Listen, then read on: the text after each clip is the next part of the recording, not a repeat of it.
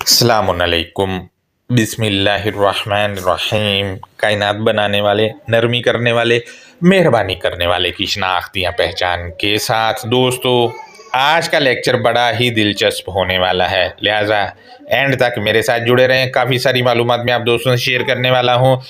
और आज आदम कौन है और ये कहाँ से आकर हमारी तारीख का हिस्सा बना, और इसके घर वाली जो हमें बताई जाती है हव्वा नामी औरत, इनका किस्सा जो हमें शुरू से लेकर आज तक सुनाया जाता रहा है, ये कहाँ से आया।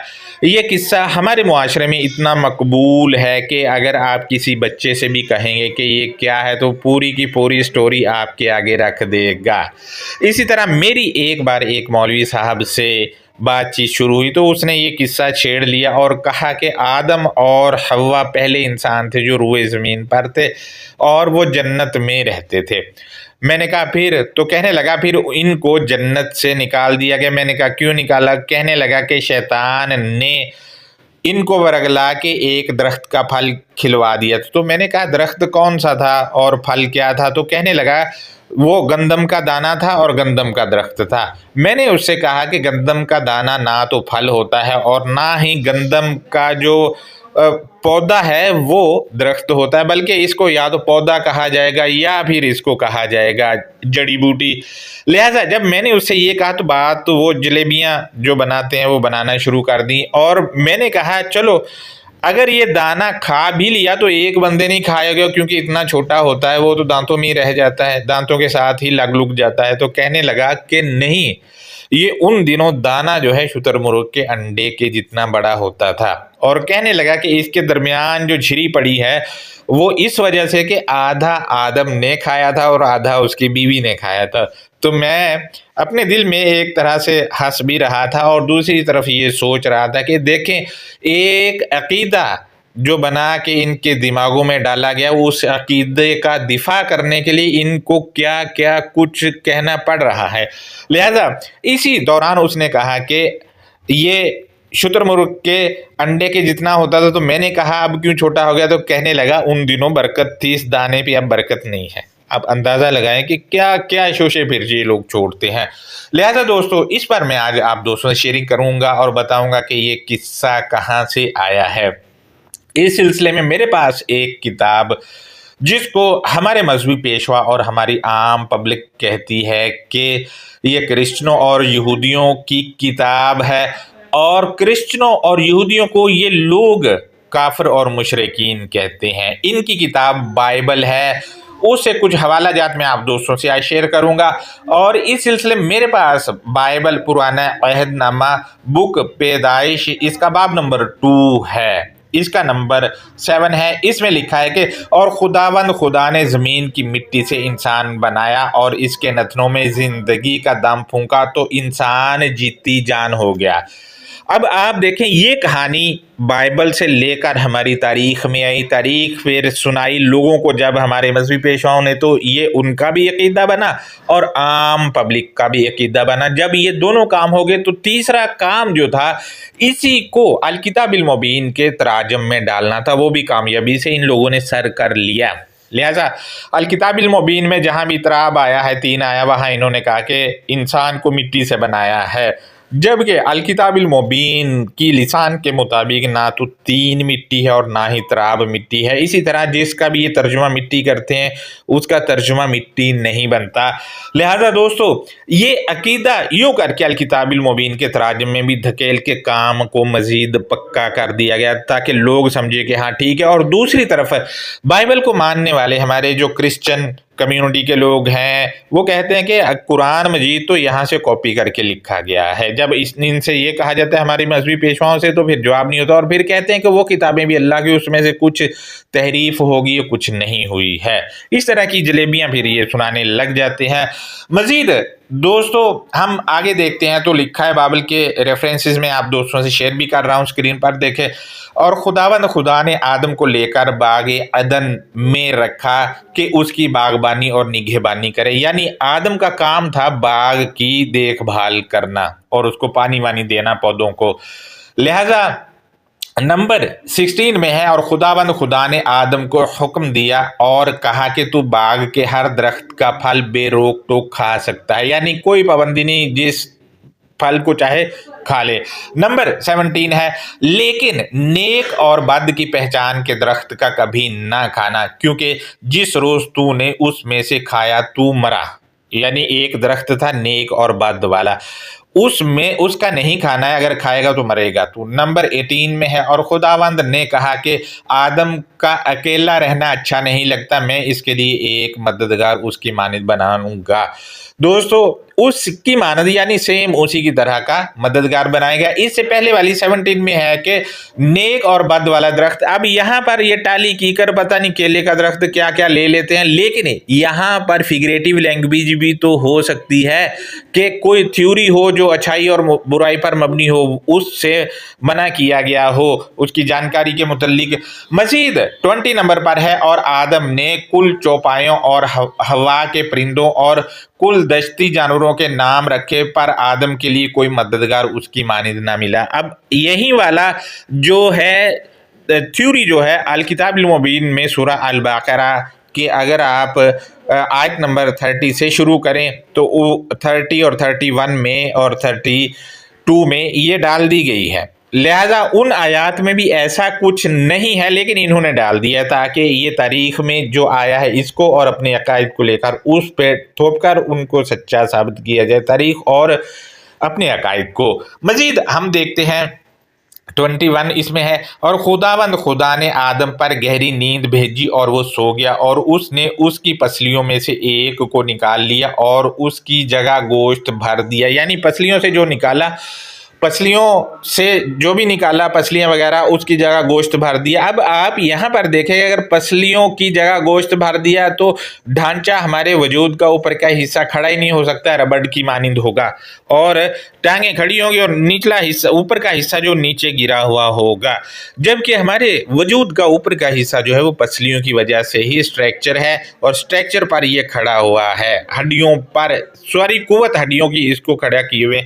लेकिन यहाँ कहा जा रहा है कि उसकी जगह यानी पसलियों की जगह गोश्त भर दिया। दूसरा ये है कि और पसलियों में से एक को निकाला। ये एक कौन है ये आगे जाकर बताया गया है, और निकाला कहाँ से, पसलियों से। ये बात आप ज़हन नशीन रखें।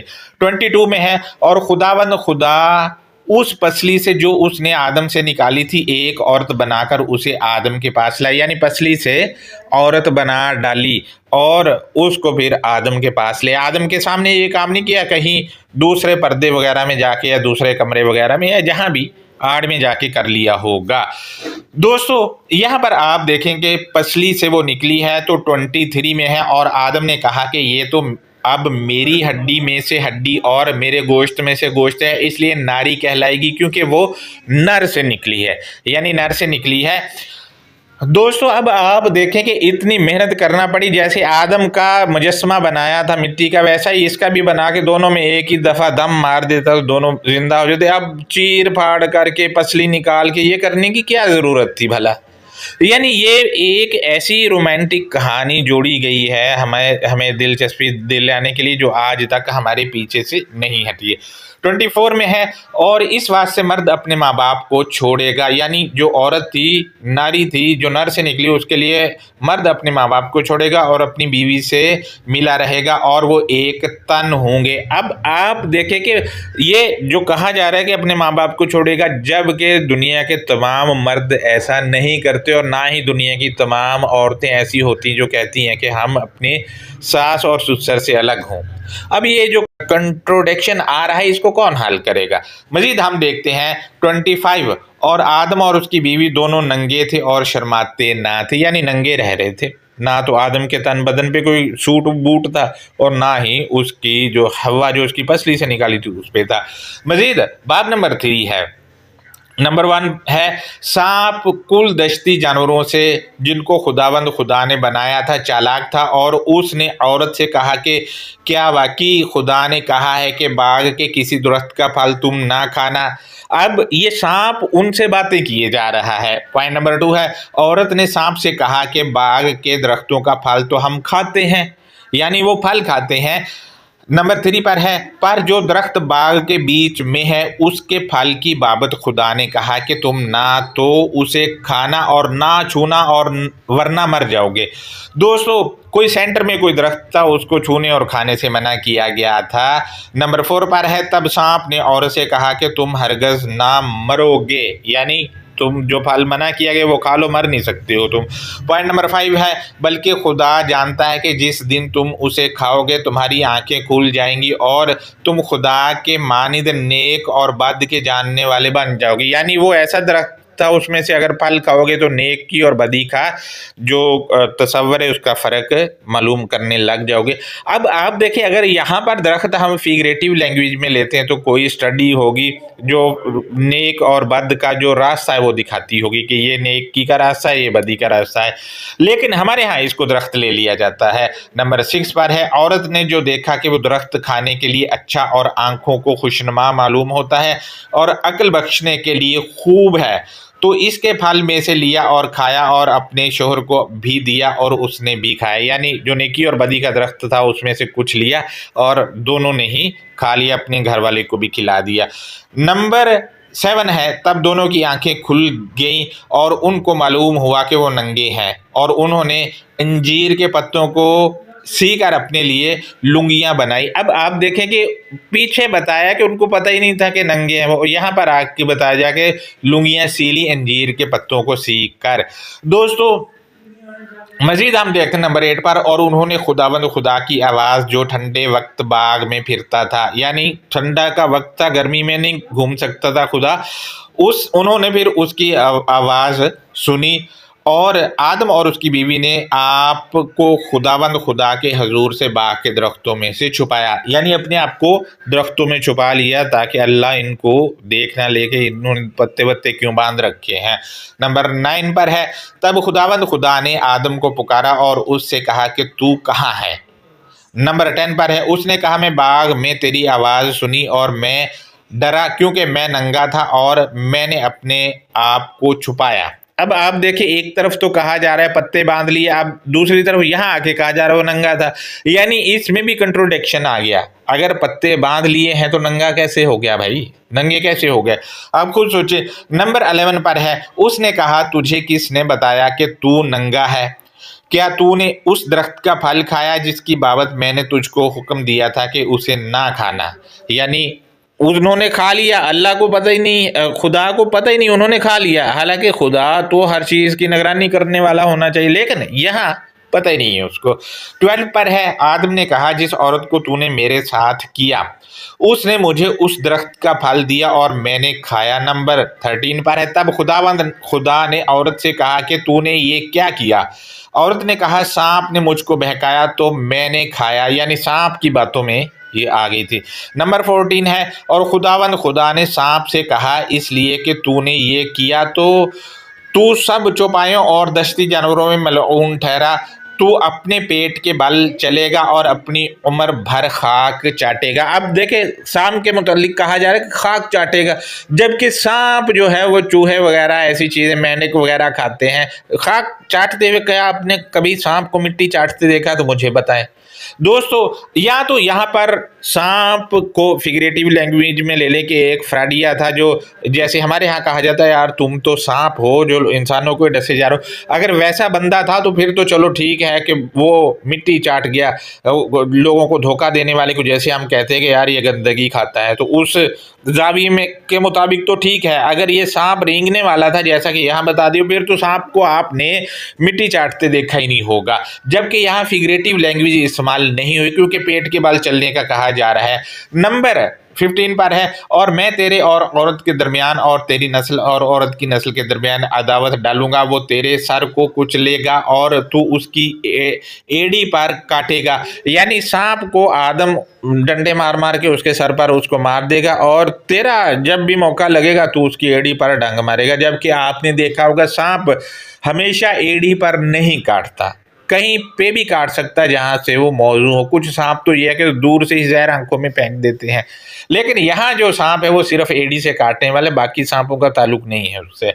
नंबर 16 पर है फिर उस औरत से कहा कि मैं तेरे दर्द हमल को बढ़ाऊंगा, تو درد حمل کے ساتھ بچے جنیں گی اور تیری رغبت اپنے شوہر کی طرف ہوگی اور وہ تجھ پر حکومت کرے گا۔ دوستو یہاں پر آپ دیکھیں ہمارے ہاں جو کہا جاتا ہے کہ عورت کا سرپرست جو ہے مرد ہوتا ہے، یہاں سے وہ عقیدہ لیا گیا ہے۔ ہمارے ہاں سورہ نساء کی آیت نمبر 34 میں بھی یہ ترجمے میں ڈالا گیا کہ مرد جو ہے حاکم ہے عورتوں پر، وہ یہی بائبل والا کانسیپٹ ہے، اور یہ کانسیپٹ جب تاریخ میں اور تاریخ سے عقیدہ بنا اور پھر الکتاب میں تھوپ دیا، اور اس کانسیپٹ نے آج تک عورتوں پر ظلم کے پہاڑ کے دروازے کھول دیے ہیں۔ دوسرا یہ ہے کہ اپنے شوہر کی طرف ہوگی تیری رغبت۔ اب جب یہ آدم شوہر بنا ہے تو سوال یہ ہے کہ آدم کا اور اس حوا نامی خاتون کا نکاح کس نے کرایا تھا؟ اگر ان کا نکاح نہیں ہوا تو ان سے جو بچے پیدا ہوئے وہ تو حرامی ہوں گے، اور ہو سکتا ہے یہ گالی جو دیتی ہے حرامی ہے تو یہ انہی دنوں ایجاد ہوگی ہو، یہ ہو سکتا ہے کیونکہ نکاح تو ہوا نہیں، اور خدا ان کو ایک دوسرے کا میاں بیوی ڈکلیئر کیے جا رہا ہے۔ یہاں پر اگر میاں بیوی ہے تو نکاح تو ہونا چاہیے، جو کہ یہاں بائبل سے کہیں سے بھی ثابت نہیں ہے کہ ان دونوں کا نکاح ہوا، اور نہ ہی تاریخ سے ثابت ہے۔ مزید یہ ہے کہ آدم جو ہے وہ اس پر حکومت کرے گا، یہ آپ کو پتہ ہی، ہمارے ہاں تو ڈنڈے بھی کہتے ہیں مارو، سورہ نساء 34 کے مطابق ڈنڈے بھی مار سکتے ہو، جبکہ یہ شاخسانہ جو ہے سارے کا سارا تاریخ کو لے کر الکتاب پر تھوپا گیا ہے۔ مزید ہم دیکھتے ہیں نمبر 17 اس میں ہے، اور آدم سے اس نے کہا چونکہ تو نے اپنی بیوی کی بات مانی اور اس درخت کا پھل کھائے جس کی بابت میں نے تجھے حکم دیا تھا کہ اسے نہ کھانا، اس لیے زمین تیرے سبب سے لعنتی ہوئی، مشقت کے ساتھ تو اپنی عمر بھر اس کی پیداوار کھائے گا۔ دوستو اب آپ دیکھیں زمین کو لعنتی کر دیے، بھائی اس میں زمین کا کیا قصور ہے؟ آپ خود سوچیں اگر زمین کا کوئی قصور ہے، لہذا زمین کی پیداوار کھائے گا، عمر بھر اور مشقت بھی کرے گا اس پر۔ آپ دیکھیں کہ اس وقت کروڑوں انسان ہے جو زمین پر مشقت نہیں کرتے ہیں لیکن زمین سے نکلی چیزیں کھا رہے۔ جب ہم اس کو دیکھتے ہیں اوور آل دنیا میں، تو یہ جو ہے اس کا نمبر 17 اس پہ بھی سوالات ہیں، نمبر 16 پر بھی سوالات کھڑے ہو جاتے ہیں کہ بھائی یہ کیسی خدا کی کتاب ہے۔ نمبر 18 کو ہم دیکھتے ہیں، اور وہ تیرے لیے کانٹے اور اونٹ کٹارے اگائے گی اور تو کھیت کی سبزی کھائے گا۔ اب آپ دیکھیں مزید 19 کو، تو اس میں ہے تو اپنے منہ کے پسینے کی روٹی کھائے گا جب تک کہ زمین میں تو پھر لوٹ نہ جائے، اس لیے کہ تو اس سے نکالا گیا ہے، کیونکہ تو خاک ہے اور خاک میں پھر لوٹایا جائے گا۔ اور آدم نے اپنی بیوی کا نام حوا رکھا اس لیے کہ وہ سب زندوں کی ماں ہے۔ یہاں حوا کے معنی بھی آگے کہ وہ زندوں کی ماں ہے۔ دوستو یہاں سے یہ پتا چلا ہے کہ سورہ نوح کی آیات جو ہے کہ ہم نے تمہیں زمین سے پودوں کی طرح اگایا اور واپس اسی میں لے جائیں گے، یہ بائبل سے بک پیدائش باب نمبر 3 اور اس کا نمبر 19 کا جو کانسیپٹ ہے وہ وہاں ڈالا گیا ہے، جبکہ وہاں پر نہ تو مٹی ہے اور نہ ہی زمین سے بندے کے اگنے کا، بلکہ وہاں تو فگریٹیو لینگویج استعمال ہوئی ہے۔ اور دوسرا یہ ہے کہ تو اپنے منہ کے پسینے کی روٹی کھائے گا۔ منہ کے پسینے کی روٹی کھانے والے کون ہیں؟ ہمارے مذہبی پیشوا تمام کے تمام اونٹ پٹانگ کہانیاں سنا کے منہ کی باتوں سے ہی وہ لوگوں سے پیسے بٹور رہے ہیں اور کھا رہے ہیں۔ مزید یہ ہے کہ یہاں دوبارہ کہا جا رہا ہے اور آدم نے اپنی بیوی کا نام حوا رکھا۔ اب یہ شوہر ہے جو اپنی بیوی کا نام رکھ رہا ہے اور وہ اس کی پسلی سے نکلی ہے، یعنی کہ یہ ان دونوں کی شادی ہوگی، شادی کے بعد اس کا نام رکھا گیا ہے، اور شادی کس نے کرائی کوئی پتہ نہیں ہے، نکاح ہوا ہی نہیں ہے، اور بچے جو پیدا ہوں گے بغیر نکاح کے اگر عورت مرد سے ہوتے تو ہمارے معاشرے میں ان کو کیا کہا جاتا ہے وہ میں پہلے بتا چکا ہوں کہ حرامی کہا جاتا ہے۔ مزید نمبر 20 ہے، اس میں ہے اور خدا نے آدم اور اس کی بیوی کے واسطے چمڑے کے کرتے بنا کر ان کو پہنائے، یعنی خدا درزی ہے، وہ کپڑے چمڑے کے سی کر ان کو دے رہا ہے، لے بھی پہن لو، جبکہ انہوں نے پتے باندھے۔ اگر ہم تاریخ کا مطالعہ کرتے ہیں تو تاریخ میں کپڑا بنانے والا جو بندہ ہی ہے جس نے بہت سے پروسیس سے گزار کر کپڑے بنائے، اپنے پہننے کے بھی اور لوگوں کے بھی۔ ہاں کھال وال پہنتے ہوں گے لیکن وہ جانوروں سے خود نکالتے ہوں گے ان کو مار کر یا کسی دوسرے طریقے سے۔ نمبر 21 ہے، اور خدا نے کہا کہ دیکھو انسان نیک اور بد کی پہچان میں ہم میں سے ایک کی مانند ہو گیا، اب کہیں ایسا نہ ہو کہ وہ اپنا ہاتھ بڑھائے اور حیات کے درخت سے بھی کچھ لے کر کھائے اور وہ ہمیشہ جیتا رہے گا، یعنی جو دوسرا حیات والا درخت اس سے بھی لے گا تو وہ جیتا رہے گا، یعنی وہ خوشحالیاں پائے گا۔ فگریٹیو لینگویج میں یوں کہا جائے گا۔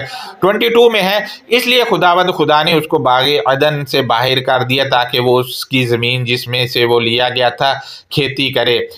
نمبر 23 پر ہے، چنانچہ اس نے آدم کو نکال دیا اور باغ عدن کے مشرق کی طرف کروبیون کو اور چوگرد گھومنے والی شولہ زن تلوار کو رکھا کہ وہ زندگی کے درخت کی راہ کی حفاظت کریں۔ نمبر پیدائش کا باب نمبر 4 ہے، اس کا پوائنٹ نمبر 1 ہے، اور آدم اپنی بیوی حوا کے پاس گیا اور وہ حاملہ ہوئی اور اس کے قائن پیدا ہوا، تب اس نے کہا مجھے خداوند سے ایک مرد ملا، یعنی یہ قائن جو نامی ہے بندہ، یہ پہلا بچہ تھا دنیا میں، اور آدم اور حوا کا نکاح ہوا ہی نہیں تھا، اسی سے پیدا ہوا، یعنی سب سے پہلا جو ہے ہمارے معاشرے میں جو شادی کے بغیر بچے پیدا ہوتے ہیں وہ ان کو جو نام دیا جاتا ہے وہ یہ تھا۔ لہذا یہیں سے باقی جو پروسیس چلا ہے بڑھتا گیا۔ دوستو ہمارے ہاں یہ بھی بتایا جاتا ہے کہ آدم اور حوا کے ہاں ایک بچہ صبح پیدا ہوتا تھا اور ایک لڑکی شام میں پیدا ہوتی تھی، اور پھر ایک لڑکا شام میں پیدا ہوتا تھا، ایک لڑکی صبح میں پیدا ہوتی تھی۔ جو لڑکی شام میں پیدا ہوتی تھی اس لڑکی کی شادی صبح میں پیدا ہونے والے لڑکے سے کر دی جاتی تھی، اور صبح میں پیدا ہونے والے لڑکے کی شادی شام میں پیدا ہونے والی لڑکی کی ساتھ کر دی جاتی تھی۔ اگر ہم ان کے اس عقیدے پر بھی نظر کریں تو اب آپ دیکھیں کہ یعنی حوا نامی عورت جو تھی وہ دن میں 4 بچے پیدا کرتی تھی، 2 صبح میں اور 2 شام میں۔ 2 جب صبح میں بچے پیدا ہوئے، مثلا 2 لڑکے تھے، ان کی شادیاں شام میں پیدا ہونے والی دونوں لڑکیوں سے، یعنی بہن بھائی کی شادی ہو جاتی تھی۔ میرے خیال سے جو گالی ہمارے معاشرے میں دی جاتی ہے، اب میں گالی نہیں نکالنا چاہ رہا، وہ یہیں سے ایجاد ہوئی ہوگی، اور وہ نکاح ان کے پتہ نہیں کون کرا تھا، بغیر نکاح کے ہی چلتے جا رہے ہوں گے۔ اب آپ دیکھیں کہ حوا نامی عورت جو ہے، آپ اپنے معاشرے میں جانوروں پہ غور کریں تو کسی جانور میں بھی اتنی سپیڈ نہیں کہ اتنے تیزی سے بچے پیدا کرے، یعنی اس حوا نامی عورت کو بچے پیدا کرنے والی مشین بنا دی جو جانوروں سے بھی گئی گزری، جانوروں سے زیادہ حقیر بنا دیا۔ 2 بچے صبح دے گی، 2 شام دے گی، ارے بھائی ایسا تو مطلب کوئی 4 ٹانگ والا جانور بھی نہیں کرتا ہے۔ یہ عقائد ہیں جو ہمارے معاشرے میں لوگوں کے بنے ہوئے ہیں۔ دوستو اب آپ دیکھیں یہاں پر جتنی بھی میں نے آپ سے شیئرنگ کی ہے، مٹی سے انسان کو بنایا، یہ تراجم کی صورت میں ہماری کتاب میں ڈالا گیا ہے۔ اسی طرح آدم کی بیوی کا نام حوا تھا، پسلی سے بنی۔ یہ کہانیاں ہمیں ممبروں سے سننے کو ملتی آئی ہیں شروع سے لے کے آج تک، اور ہماری چاہے وہ تاریخی کتب ہوں، اسلامی کتب ہوں یا اسکول کی کتب ہوں، ان میں یہ کہانیاں زینت ہوتی ہیں۔ یہ زینت ہے اسی وجہ سے بچے کو پتہ، جبکہ الکتاب المبین سے ان کا تعلق ہے ہی نہیں، اور الکتاب المبین سے ثابت ہی نہیں ہے کہ آدم کو یا انسان کو یا بشر کو یہ مٹی جو زمین جس پر ہم چلتے ہیں اس والی مٹی سے بنایا یا پیدا کیا ہے۔ لہذا دوستو یہ جہاں پر سانپ کا ذکر ہے کہ سانپ نے ان کو ورگلا کے وہ بھیجا تھا درخت کے پاس، تو ہمارے تراجم جو کیے گئے ہیں الکتاب المبین کے سورہ البقرہ آپ دیکھ لیں، اس میں شیطان ورگلا کے ان کو درخت کی طرف بھیج رہا ہے، شجر کی طرف۔ یہ سارے کے سارے تراجم جو ہیں یہ بائبل کے زیر سایہ ہیں، اور بائبل کے زیر سایہ اس وجہ سے ہوئے کہ یہاں سے لے کر بائبل سے لے کر ہماری تاریخ کا حصہ یہ ساری کی ساری باتیں بنی، اور اس تاریخ پر عقیدہ بنایا گیا، اور اس عقیدے اور تاریخ کو الکتاب المبین کے تراجم کی صورت میں تھوپا گیا، اور وہ مزید عقائد پختہ ہوتے گئے۔ اب آپ اگر کسی سے کہیں کہ یوں نہیں ہے یوں ہے تو وہ بھائی مانتا ہی نہیں ہے بات۔ یہ بائبل کا آدم ہے جو ہمارے عقیدوں میں، ہماری کتابوں میں، اسلامی کتابوں میں، قرآن مجید کے تراجم میں ہر طرف چھایا ہوا ہے، اور ذہنوں میں سب سے بڑا بت یہ بنا ہوا ہے، جبکہ قرآن میں ایسا کچھ بھی نہیں ہے۔ لہٰذا اس بت کو توڑیں۔ اگلے لیکچر میں آپ سے شیئر کروں گا کہ الکتاب المبین کا آدم جس کو خلیفہ بنایا گیا تھا وہ آج کہاں کھڑا ہے، اور खलीफा की सूरत में अब वो कहाँ पाया जाता है। मेरा ये वाला लेक्चर करने का मकसद ये था कि आप दोस्तों को अवेयर कर सकूं कि आदम की जो स्टोरी हमें सुनाई जाती है वो कहाँ से आई है, और ये है कि थोड़ा सा आपको गर्म भी करूं ताकि नेक्स्ट लेक्चर के लिए आपका माइंड बन जाए कि ये जो हमें थ्योरी पढ़ाई जाती रही है या जो हमें पढ़ाया जाता रहा ये कहाँ से आया है, और अलकिताब में जो आदम है उसमें और इस वाले में कितना डिफरेंस है। लिहाजा अल्लाह हाफिज़, अपना बहुत ज़्यादा ख्याल रखें।